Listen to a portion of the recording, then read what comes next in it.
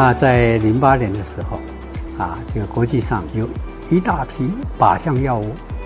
已经上市。那么靶向药物呢，它需要检测，需要这个对病人进行基因分析，所以这个呢是在国外也刚兴起，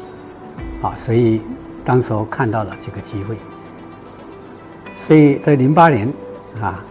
我这个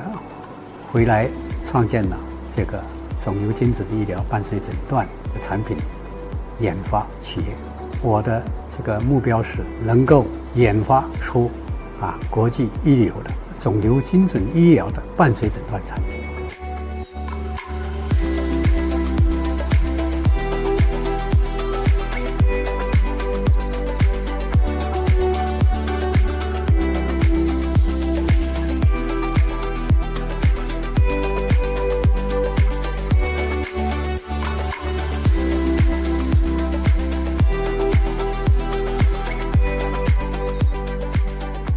各级政府呢，